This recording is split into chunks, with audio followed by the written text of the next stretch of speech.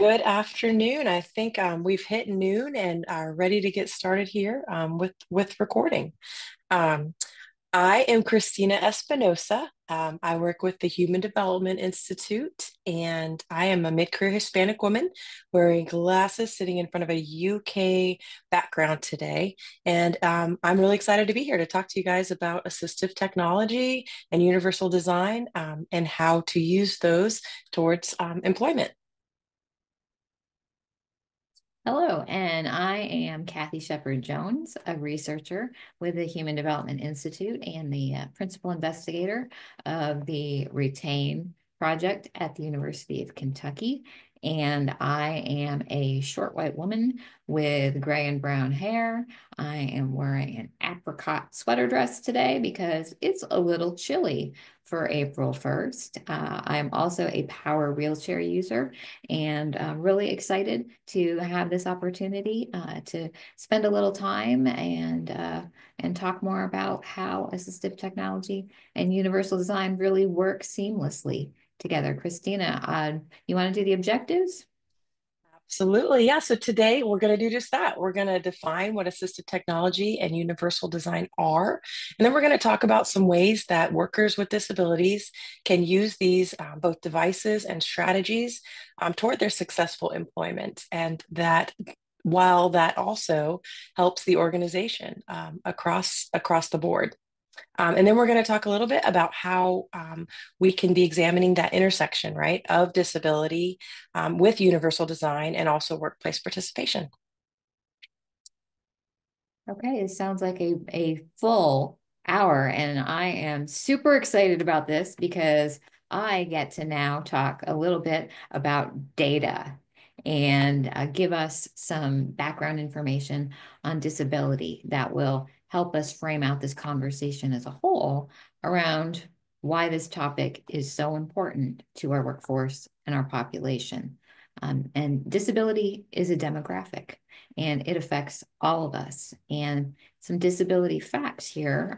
These were compiled by Disability In, and that is a national organization that really is all about expanding the awareness of disability across the country. And as we're thinking about people with disabilities as a really important part of our workforce. And with 61 million adults having a disability, it's an issue that we should consider ourselves connected to. Uh, about 30% of families include at least one family member who has a disability. And if you yourself don't have a disability now, chances are you will at some point age into a disability. And you also know friends and family who do have disability. People are living longer. Technology and medical advancements are making what were previously unsurvivable situations survivable. And disabilities can be acquired in just so very many ways through accident, through injury, illness, through aging. Disabilities are also congenital disabilities and developmental disabilities that are present at birth or early in life and can be temporary or can be lifelong. And this is also really important to think about as there are now more people with disabilities participating in the workforce than there were back in 2020. And we can talk more about this from a perspective of Kentucky disability. And this slide shows disability across 6 different areas to assess disability for people. And these 6 areas include mobility, cognition, independent living, hearing, vision, and self-care. And in Kentucky, this slide shows that mobility and cognitive impairments affect about roughly 18% of adults, followed by independent living and hearing disabilities, and then vision and self-care. But I think what's really the most striking data on this slide is that over 1.3 million adults in Kentucky have a disability of some kind. And that is over 1 in 3 Kentuckians. Those are big numbers, and it really connects back to the fact that disability does affect all of us and is a really important demographic for us to be considering. And if we move on to the next slide, and I think I mentioned I like data, and I won't belabor all the numbers here, but what is most important to take away from this is the fact that there is an employment gap that exists for people with disabilities as compared to people without disabilities in the workforce. And again, at that national level, it's roughly 38%, with 78% of non-disabled employees being in the workforce versus 40% of those with disabilities. And this is a pervasive historical issue. And here in Kentucky, it follows that trend. And while there are lots and lots of reasons for this gap, I think the takeaway here is that there's also a lot of room for us to be making improvement as well. And so that's why we're here, right? We want to talk about the benefits and making those important connection for people with disabilities in the workforce, and how assistive technology and universal design can help promote success. And working works. We know that. Work matters to everyone. And we've laid out data around how disability affects us. And when we think about what these benefits are, I think hopefully they resonate with all of us. And the first of those is that component around economic self-sufficiency, right? And the ability to have independence and choices that open up with increased financial stability. And we talk about health being a work outcome, but work is also a health outcome. And so why would physical and mental health be improved at work? Well, it's not a huge mystery there, I don't think, because one big reason is having health insurance through work as part of a benefits package sure can impact one's ability to access healthcare. And all of these things reflect the benefits at an individual level. But work also addresses workforce shortages and helps contribute to a healthy economy overall. So it's not just win-win for a person and an employer. It's really a win-win-win in terms of our population and the employment landscape for people with disabilities. That means there's also a real need to think about approaches that can improve employment outcomes for everyone. And so just the last bit of disability framework that I want to talk about on the next slide is how we define disability. And disability can be defined in many, many different ways. If we look at it from a medical perspective or a medical label, disability is considered a physical or a mental condition that prevents a person from doing something.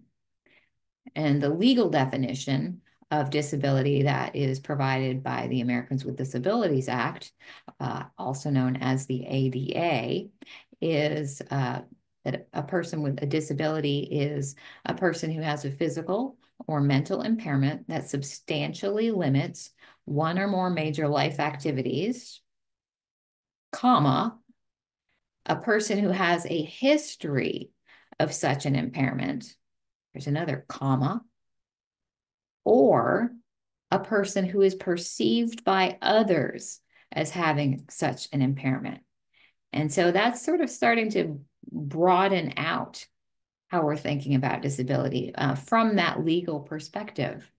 But many of us are also familiar with a social model of disability. And that's going to go a step farther, because the approach here is about defining disability as a function of the interaction that exists between a person and the environment. So that could be the physical built environment, but also the cultural and social environments in which a person lives and works. And for example, my situation as a wheelchair user is primarily disabling to me on those occasions when I don't have access to go somewhere that I want to go, do something that I want to do, or when society says to me that I don't have the same rights as someone else might. So, with that, I'll turn it over to you, Christina, to start digging in here. Thanks, Kathy.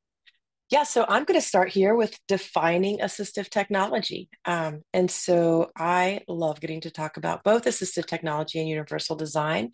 So this is exciting to me. But so definitively, assistive technology is essentially anything you can make, buy, alter, or change that can help a person with any disability to do anything really. It's defined as a technological tool that's used to access education, employment, recreation, community participation, and communication, just so people can be as independent as possible. And so another way that it's defined at times by different agencies or different pieces of legislation can be a device or aid that helps a person with a disability perform activities that might otherwise be difficult or not possible. So again, it's truly anything that you can use to help someone do something. And there are a lot of benefits to assistive technology.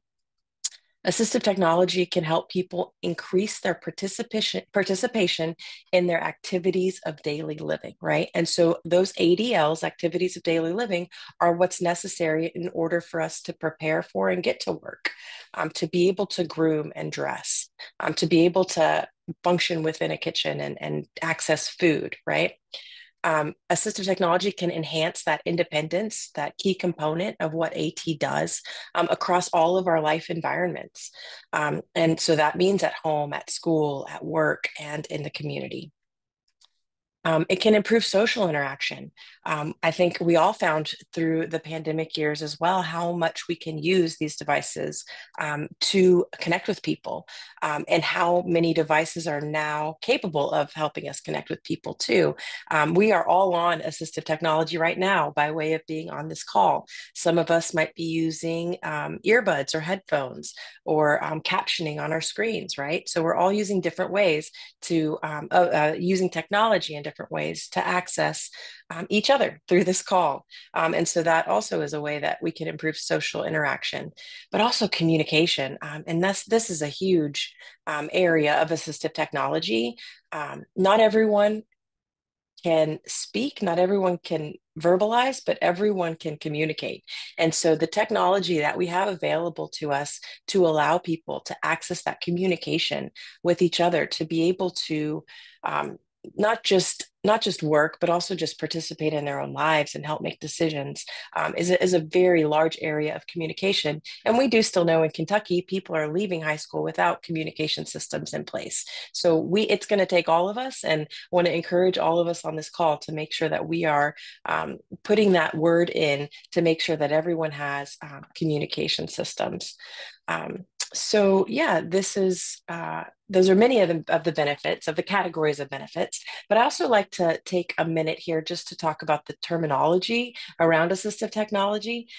Different fields, different departments and programs call it different things. Just want to take away a little bit of that uncertainty in the language that we're using. But these are really truly synonyms for assistive technology, or what we also commonly refer to as AT. Some will call it adaptive technology or adaptive aids, auxiliary aids, or rehab tech. It's all the same idea of assistive technology. So that's the definition of assistive technology. I want to talk a little bit about the definition of universal design. And so Ron Mace was an architect in the 80s, and he and his colleagues coined this idea, and defined it as design that is intended to be accessible by the broadest array of users without adaptation or specialized design. So truly the UD is what we shorten universal design to. Idea is implementing this strategy to make things so that the greatest range of people can use it. So just thinking very generally around universal design, which is a topic I'm sure you all have heard of by now, but the key principles that we want to keep in mind are just simplicity, flexibility, and efficiency. And a lot of times it's just utilizing those principles along with some common sense in order to intentionally look at an environment or a device or an aid and make sure that it is as usable as possible by the most diverse range of people. So we're going to spend some time digging into the principles of universal design. Beyond that simplicity, flexibility, and efficiency, there are 7 well-defined principles. The first of these is equitable use. And so equitable use means that the design of the thing appeals to all people and avoids stigmatizing or singling out people. And it provides privacy, security, and safety to all people. So I have an image on the screen here of a automatic door opener. An automatic door. This door also has windowed side lights for visual access for people to be able to see through it, for even just safety, right? But those are not just at the top of the door, they're all the way from the top to the bottom of the door within each side panel and within the door. You'll also see a lever handle on this door, in addition to it being an automatic opener on this door. So when we think about applying that social model of disability, this is the great example because when you have a door that can open and that has visual access and that has different ways of handling it, that more people can get through, the disability is removed from being able to access the store, right? So the disabling features are removed, so there's no disability in someone being able to get through this store. But we're going to talk about this principle and how it can be applied in the workplace. So some of the ways that we can make sure that we're applying principle 1, equitable use, is to provide equal access to services and the environment for all workers and consumers, right? So having that automated door where everyone can easily get into that space, whether it be a worker or a consumer of services or a participant of that program. We want to make sure that we're avoiding singling out or stigmatizing any user within that workplace. And so that means that people can get into a room and that people can access the meeting in different ways or however they might be using their technology to do so. We want to ensure that people have confidentiality and safety, regardless of how they're entering a space or accessing those materials or those programs. So some examples of applying equitable use would be having that entrance, right, with a low or no threshold. And then when you enter a space, having a portion of a reception desk that's at a lower height. So people of shorter stature or people that are in a seated position can still receive that visual access to the person behind that desk, right? We think about those wider doorways in addition to those openers, and then having wider corridors or hallways, because that really does facilitate mobility throughout spaces. It makes it more accessible for all users. It also does things like improve air circulation, which reduces fatigue. So the flow down and the win-win-win of universal design just keeps rolling there too. But also just thinking about how wider corridors allow us to have that conversation as we're navigating through a hallway with someone who might be using a wheelchair chair or not, even just walking side by side with another person and having that time to discuss a meeting or not a meeting, right? And so then just ensuring that physical accessibility helps avoid and reduce stress and anxiety. So when we're entering maybe a medical environment and we know that we're going to be able to get through the doors and down the hallways, we don't have to worry and add that stress and anxiety to that experience, right? And so it just helps to remove some of that unknown and some of the barriers that we might be anticipating to have universal design, equitable use applied within that space. The second principle is called flexibility in use. And so this means that the design provides options in how someone uses it. It's adaptable in all different ways to the user. So, for example, to someone who's either left-handed or right-handed. And then it can also be used at your own pace. So it's not that, the door setting or whatever setting has 2 seconds and everyone has to be able to accomplish it within 2 seconds. We can either make those adjustments like we can within our operating systems. We can adjust the speed of audio. We can speed it up or slow it down. That's a great example of flexibility in use. And then flexibility in use also results in allowing for accuracy. So whether that be changing the speed of a mouse and our click speed, we're able to more accurately select and more accurately activate what we're looking to accomplish. And so here's some ways that we can apply flexibility of use in the workplace. Um, to our workspaces, our tools, and our processes. So thinking not just in terms of the built environment, but also the devices and tools we're choosing for people, for our workers to accomplish tasks. And then beyond that, our processors and our policies, and making sure that we're really examining those and developing those to be as flexible as possible. A lot of times things are done because that's how they've always been done, or they were historically included in a job description, and they're not truly necessary anymore. So going back and reviewing those things to ensure that our policy and processes are as flexible as possible to still accomplish the functions of whatever job need to be.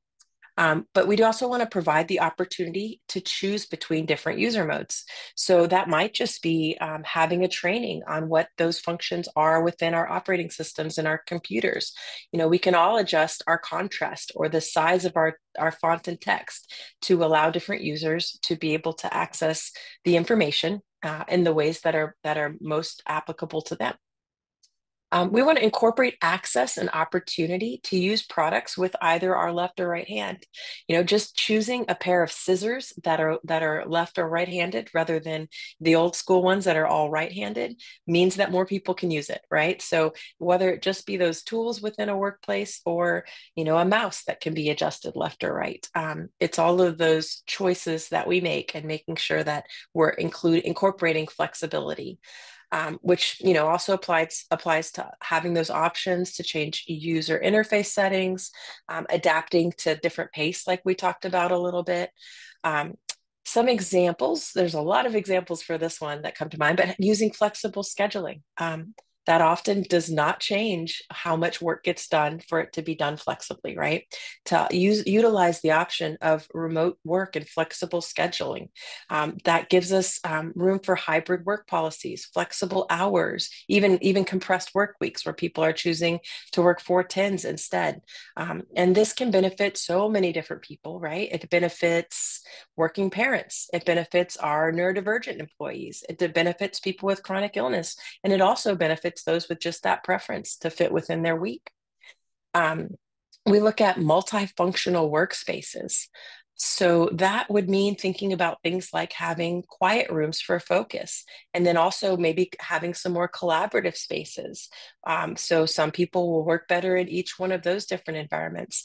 We might have a small private office for private phone calls or times where we have more sensitive information being shared.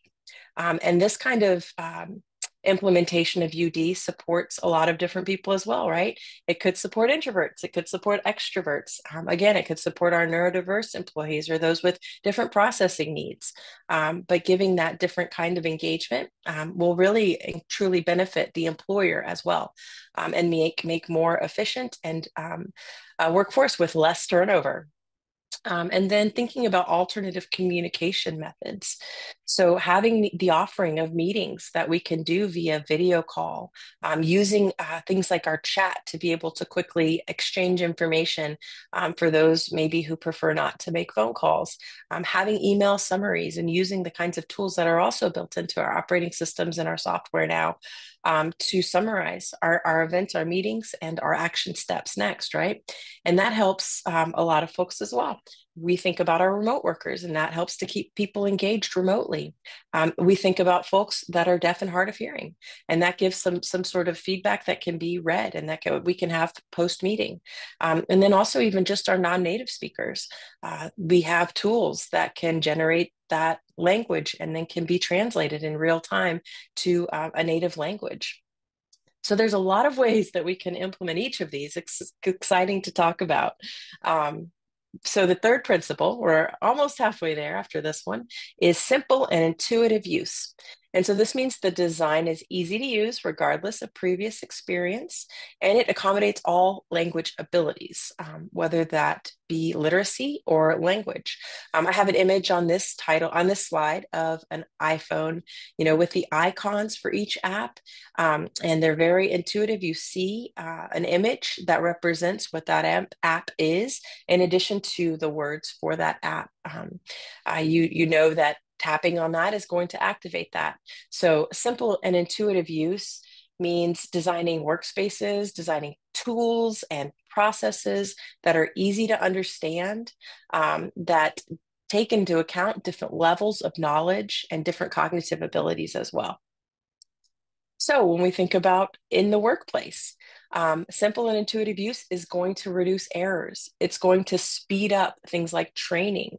It's going to improve efficiency for all employees across that workforce, and also for the people that are consuming that product. So we think about how to arrange objects. We organize the environment in accordance with the expectations and also intuition. So that can be as simple as changing how we lay out furniture. Some examples are clear and consistent technology.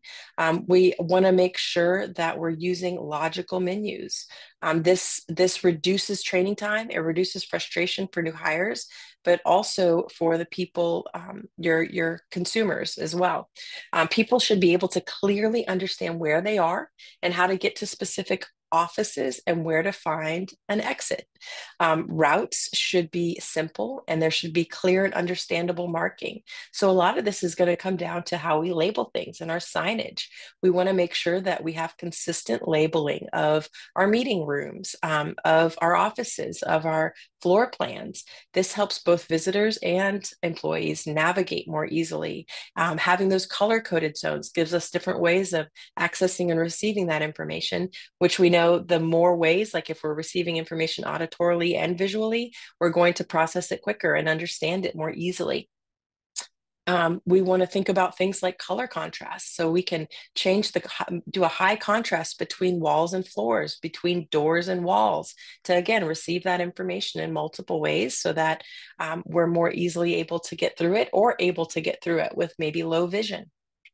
So even in thinking about the equipment we choose within our offices, having printers that also have touchscreen guides, projectors with a one button start. I'm sure all of us historically have had trouble turning on a projector because we've pushed it once or twice and don't know how many more times to push it. It just minimizes confusion for people. And could also think about things like step-by-step posters that have images and icons for procedures and policies, or for emergency responses, and having those in visual and written ways. We think about using office tools and workplace tools like Teams or Slack. We need to make sure we're using clear channels that define what that's for, that we can use how we can implement icons and different kinds of images. It really can help to reduce miscommunication, and also minimize that information overload with lots and lots of words, right? So yeah, those are some ways we can use simple and intuitive use. The fourth principle is perceptible information. And so this means that the design communicates necessary information effectively to the user, regardless of light, visual or sound conditions, or the ability to read, see, or hear. And so one of the large ways we've been doing this since the pandemic, especially, is in how we all know how to use Zoom and Teams now, right? Or some sort of video conferencing system. And so within those systems, we can have a translator that we've pinned. We can use live captioning. That's helpful for a lot of us to read along with what's being spoken if we're unable to auditorily receive that. So we have that visual access. We have words that can be translated from text to audio. And we have all different ways that we can zoom in or see what we need to as individual users. So that perceptible information really ensures that workplace communications, workplace signage, and instructions are easily presented in ways that can be understood by everyone. And that is in consideration of the ability to see, the ability to hear, the ability to touch, or language proficiency, all different needs. And so some ways that we can do this in the workforce, we want to be incorporating different ways of presenting information. So we want to have things written, we want to have things orally or auditorily available, and we want to have a bit availability of that information tactily. We want to be considering all different sensory abilities and disabilities. We think about visual communication, so we want to think of clear signage. And again, a lot of these ideas go across the principles, but high contrast is going to be a big one that you hear repeatedly. Having black on white, making sure that we're using those contrast checkers to have that high contrast of text with larger fonts, using those pictograms or universal icons and symbols for things like restrooms and exits, emergency exits. Um, we want to think about digital accessibility, making sure that the documents that we're putting out, both for our our employees and workforce, and also for the public, are screen reader compatible. That's just going to increase our market and increase the efficiency of our workforce. And also that we have adjustable font sizes in all of the softwares we're using. Now our operating systems and all of our browsers have that function built in. We used to apply these overlays to where a web page could zoom or not, but we're technologically moving in ways that these things are built in, but it's also still hard to keep up with that, right? So to know that our workplace knows how to train our people on how to use the newer technologies really changes the workforce efficiency and the ways that we're incorporating universal design for our workforce. So we also want to be incorporating captioning in all of our materials and meetings, using visual alarms for emergencies, making sure that our smoke alarms and emergency systems have a blinking and visual alert as well. Um, we want to present information in consideration of different levels of education, users' language skills, attention levels, and age, right? And so keeping things as clear and simple as possible really increases our ability to our corporate ability to understand the message, which is the goal. So some examples are digital accessibility, including screen reader compatibility, having that tactile feedback on flooring, the tactile grids on flooring where you're changing, either crossing the street or changing from into a staircase, whatever it might be, the transition happening. And in our elevator buttons, in our room numbers, that all makes a difference for how we're able to navigate spaces more easily. All right, so principle 5 is tolerance for error. So I have images here of the undo and redo button. That's a great example of tolerance for error that I know I use daily, and I'm sure most of us have used repeatedly. So this means that the design minimizes and warns of hazards or errors, and that it can provide fail-safe features. So this is just a software application, but there are lots of other applications of ways that we can minimize hazards in our workplace. So let's talk about that. We have warning signs, clear instructions, sound and light signals, right? That's all going to help people stay safer and away from hazards. We think about things like the flooring that we choose, having a non-slip flooring versus and having some traction on the floors, especially in places where there might be liquids, right? We think about in companies the ways that they can safeguard their machinery, the functions even within printers to stop when jammed, emergency shutoff options, the ways that we have to use potentially badges or building in that security to where someone can't accidentally initiate an unsafe action, right? Having color coded and very clear labeling along with those icons again will help to reduce errors. I also think about things like having curb guards along sidewalks or ramps even that help us not fall off that ramp or sidewalk. And then having standardized templates. So our workplace can be providing that to reduce errors in how we're creating our materials, our brochures, our presentations even. Excuse me. So principle 6 is low physical effort. And this principle means that we're designing to the least amount of fatigue. There are a lot of ways and reasons that repetitive motions cause fatigue that we want to minimize. And this principle means that we're allowing those folks to remain in as neutral of a position as possible to minimize that fatigue. The user doesn't have to repeat an action multiple times. So the image I have here is a single lever or a lever handle set on a door. So those are much easier and require less fatigue than grabbing a knob and having to turn it. It requires less strength and less fine motor. It allows you people to use an alternative like tool or reacher to push down a handle and push open a door. So it's a good example of low physical effort.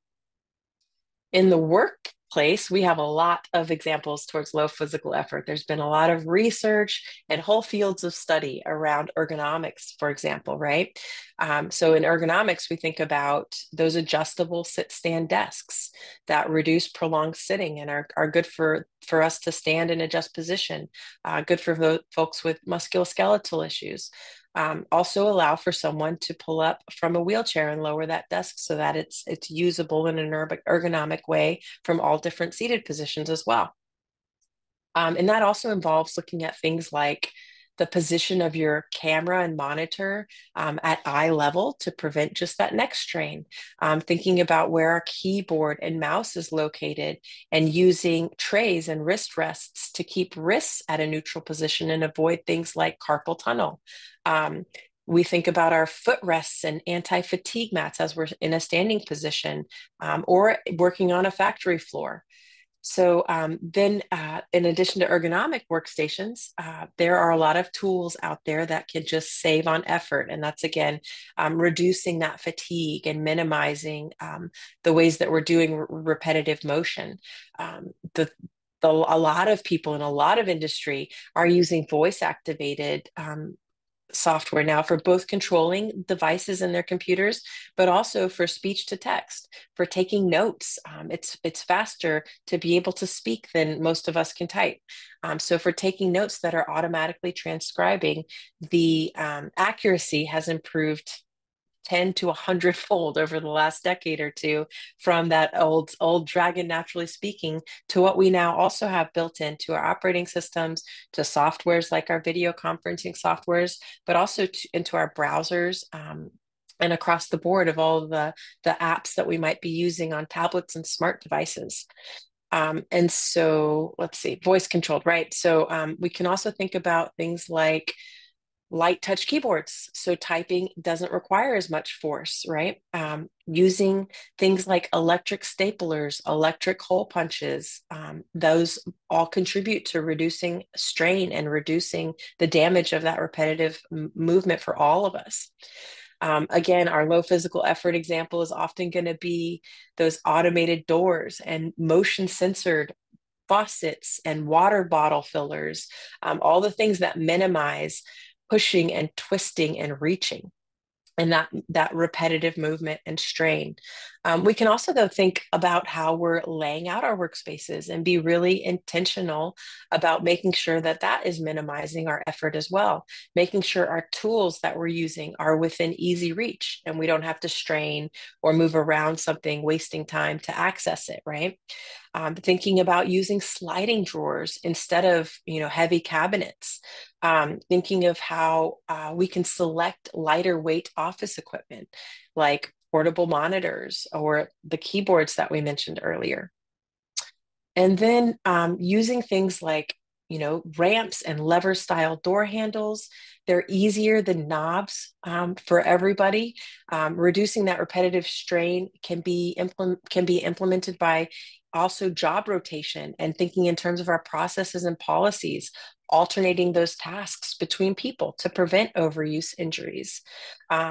Taking those smaller breaks and even some stretching prompts that we can put into our calendars or different kinds of apps can help minimize our eye fatigue and keep those strain considerations in for our bodies as well.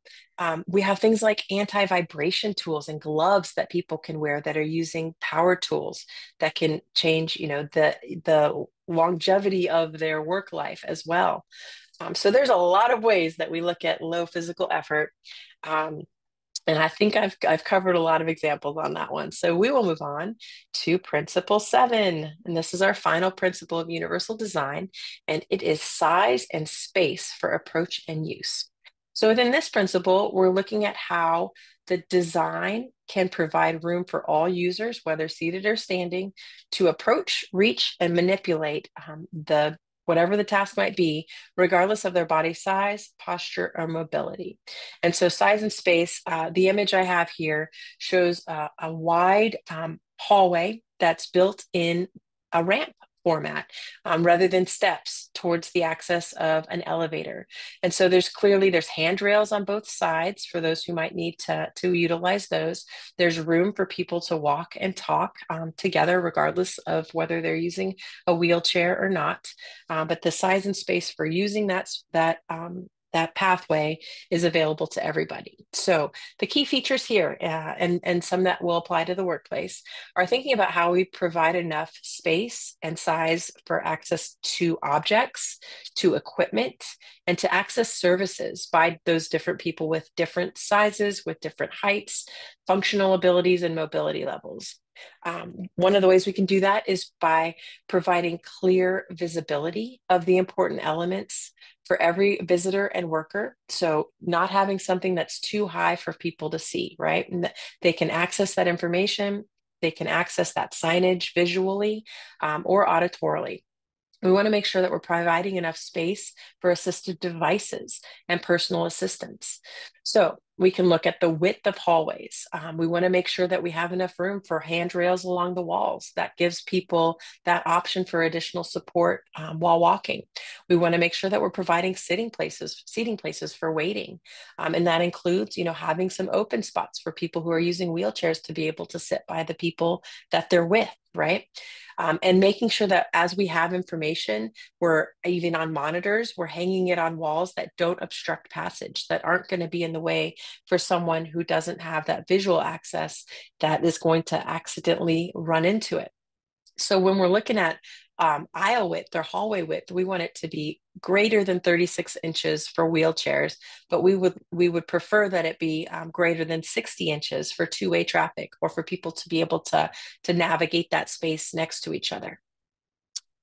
We want to look at those clear pathways again, and making sure that there's no obstructions and loose cables and trip hazards and cluttered storage in the way as we're going through a hallway. If we have set a file cabinet in the hallway, it can truly mean that some folks cannot get through that space. So making sure that we're intentional about keeping those spaces open.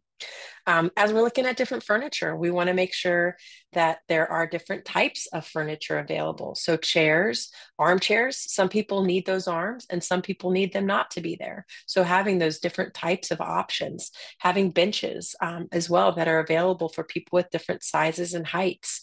We want to make sure that there's enough space, because it really does improve the quality of the service that people are offered with low mobility, right? And that the common areas have good lighting, that they allow people to meet and communicate without obstructions. And then we can also take this all the way out to parking. We have accessible parking that's nearest the entrance, but we also have bicycle parking. We have spaces for people to leave strollers or other kinds of equipment that's on wheels that can improve the service, the safety, the comfort for all people. Let's see. And then there's so much dimension around how we're choosing things like desks, right? How we're thinking about our reach zones and what those distances are.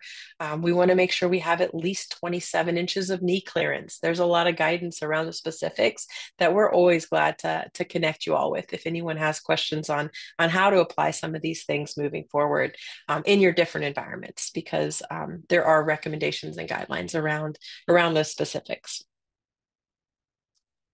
Okay, well, if you're joining us today, if you're a student, I bet you're thinking about lots of ways that examples of universal design that you've seen in the classroom. Otherwise, so many things are going through my head, thinking about workspaces and universal design. And I think that when Christina's talking about the low physical effort, the automatic stapler, I think, is my favorite and it does not receive the attention that it's due. So I just wanted to mention that. But you may also not be thinking about universal design as an actual intervention when we talk about UD either. But when we do intervention research, what we're doing is we want to learn about strategies and treatments and how they work to improve outcomes in whatever it is that we're asking. And even though you might not think about universal design, it really truly is, because there are broad benefits that have been found across employers and across organizations. And what's found is that supporting workers and their full participation results in greater productivity and greater satisfaction. So that means employees who are productive and who are satisfied, there is a correlation there with their job retention for that employee. And universal design also really promotes the participation of that broader workforce. I think Christina's done a really remarkable job just explaining at an employment level what that can look like for a business and an employer. And research finds that there is indeed a business intervention, the business advantage as well for those employers who have a workplace that is inclusive of disability. And by business advantage, what I mean there is that bottom line for employers, which is going to be an obvious driver, right? And so we provided some fundamentals around assistive technology and universal design, but what does this mean for workplace participation? Well, this is where I think it's all just really a beautiful thing. And when we talk about assistive technology in the workplace, and we can go on to the next slide, we're thinking often about assistive technology as an accommodation for a qualified employee to perform the essential functions of a job. And that assistive technology is provided at an individual level. It may be adjusting an environment that's going to make it possible to accomplish a particular task. And as Christina said, it could be using specialized equipment. It could be modifications to that environment or other adjustments that allow for those job tasks to be accomplished. Now, when we talk about universal design, on the other hand, we're not talking or operating at that individual level, but instead we're operating at an organizational level. We're bringing in universal design from the very start of designing space, a program, a policy, or whatever it is that we're doing, because we know that it's going to benefit a broad swath of people who have a variety of backgrounds, who are coming to us with very different ways of interacting with the world and who have different preferences and needs when they're doing that, right? And it also is minimizing that need for someone to have to ask for an accommodation in the first place.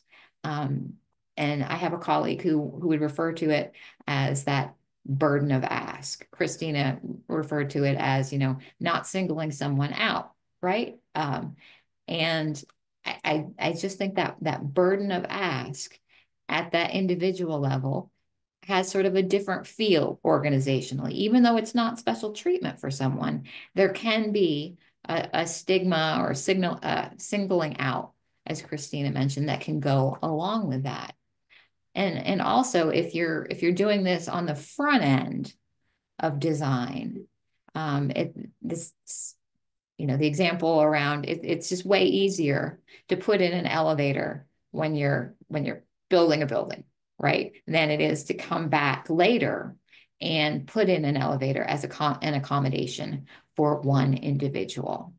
It's also much better to design a training that gives lots of different ways for employees to interact with the information and the material than to wonder why it is that, some employees just haven't met these training requirements later on.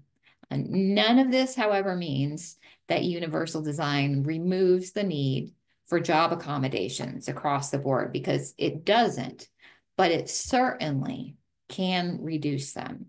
So if an organization is already thinking about accessibility, they're thinking about usability and flexibility for all of their staff and their customers and partners, that's kind of what makes it amazing, right? Because then a workplace is bringing together that notion of, we use universal design on the front end, we bring in assistive technology at an individual level where it's needed, and with a spirit of being collaborative and having a good workplace culture, then that employer is contributing to a workforce and their own bottom line that is going to be healthy and strong.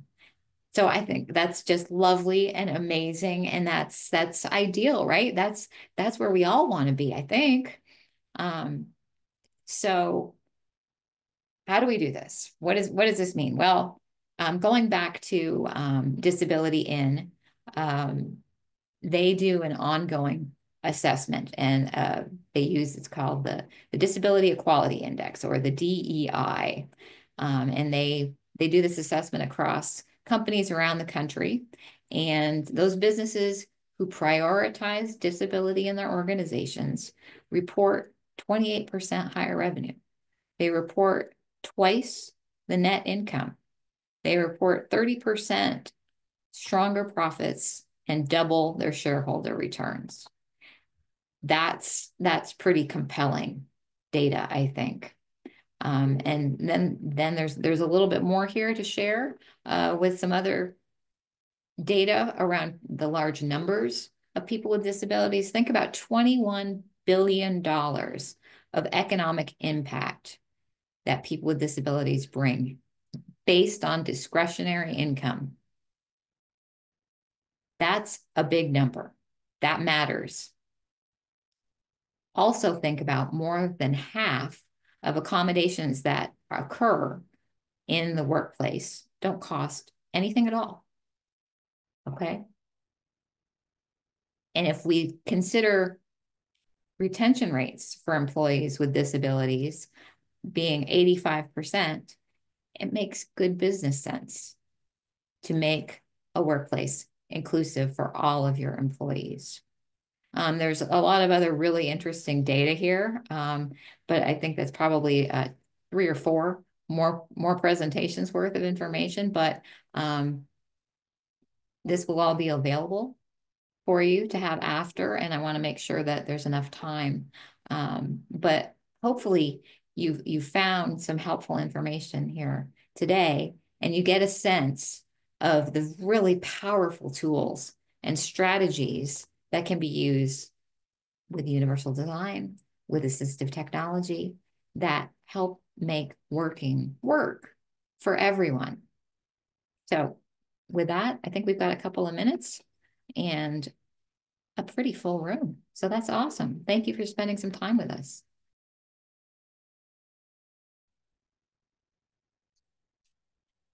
Yeah, thanks everyone for being with us today. But we do truly want to be here as a resource to talk about the ways that we can help with implementing universal design, and also always love to hear your examples and the ways that have worked well for you all that we can try to pass along as well.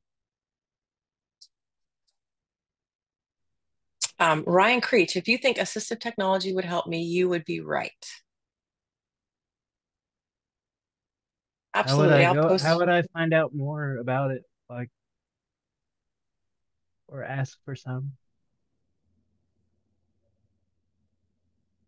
Do you mean in your workplace or within our state? Yeah, like within my workplace. Um, so yeah, there are a lot of ways that you can approach asking for reasonable accommodations. One resource that's in your state is the CATS network, KATSnet.org. I will also put that in in the chat.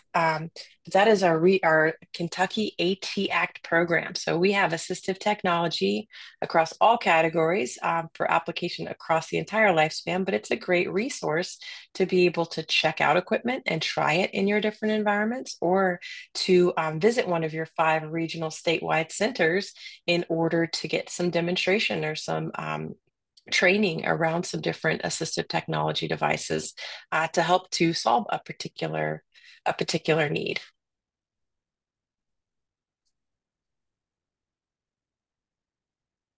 Kathy has also posted a link to learn more about AT and UD at the HDI website. So please review that. But yes, reasonable accommodations are required to be provided within your job.